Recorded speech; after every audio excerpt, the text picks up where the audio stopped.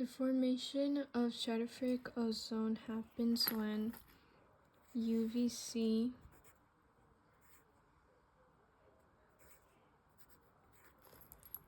hits O2, which is broken down into O, and so the free oxygen atoms then combine with O2, and then this reaction forms O3.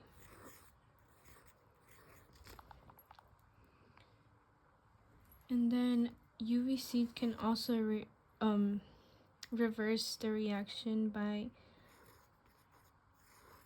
hitting O3, which is broken down into O2 and oxygen.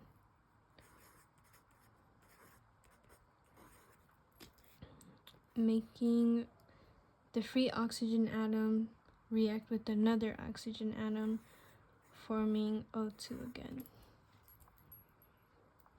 And then the formation and breakdown of stratospheric ozone protects organisms from UVB and UVC light by ozone in the stratosphere absorbing UVC and much of UVB radiation. And this is important because without the ozone layer, the radiation would be too high to enable life on land. Some human impacts would be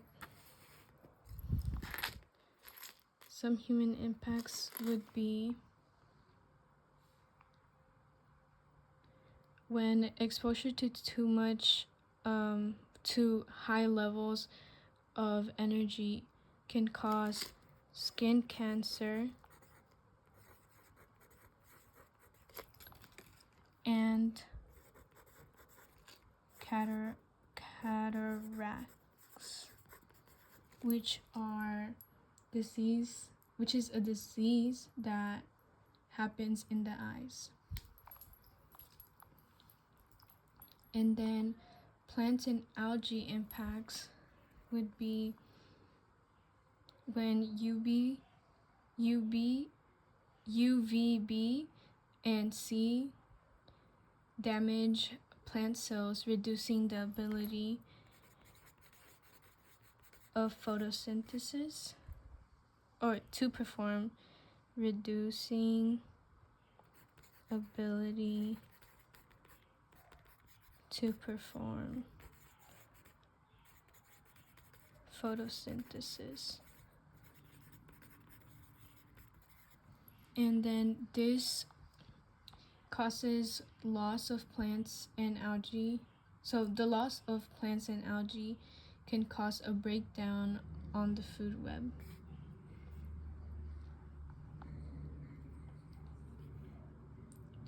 So anthropogenic ozone depletion due to CFCs would be when the sun, the UVC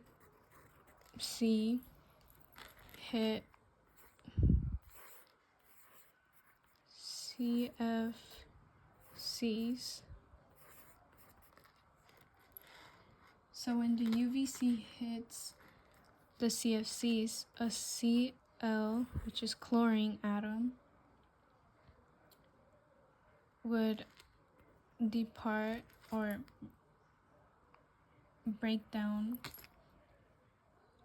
and then there would be ozone,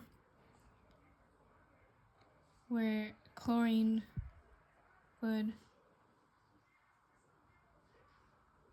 react with the oxygen atom, making chlorine monoxide.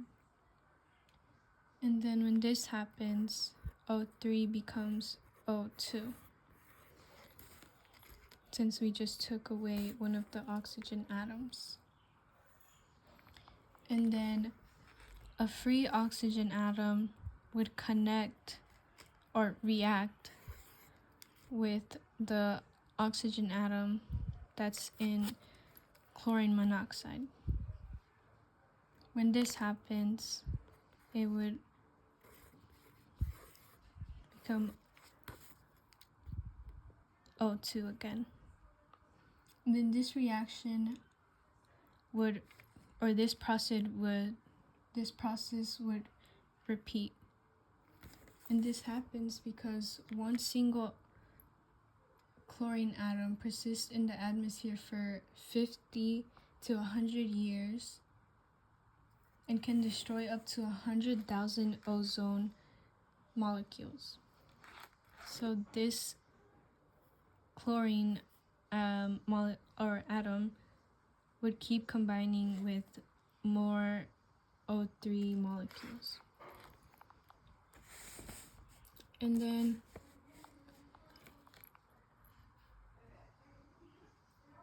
natural ozone depletion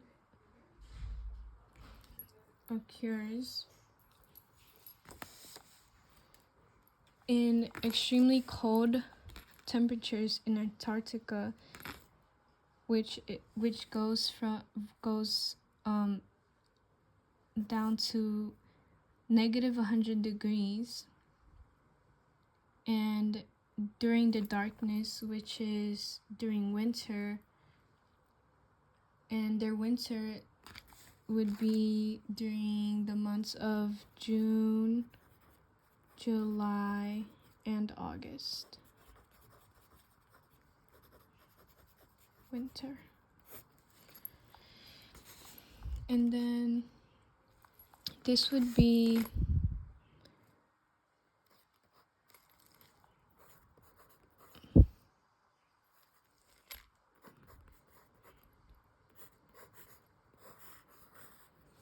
and then with the presence of PSCs,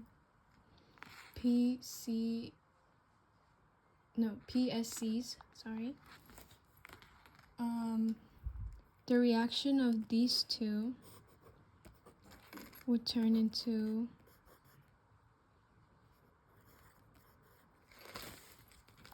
and we would end up with Cl2, and then it's broken down or split into two single chlorine atoms when visible light during spring splits them up.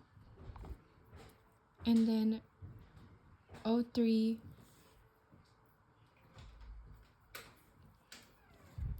would be broken down into O2. And then the ClO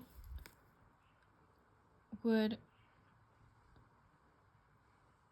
become CO2, would combine to make CO2, O2, and then O2, leaving once again, and then making it CO2,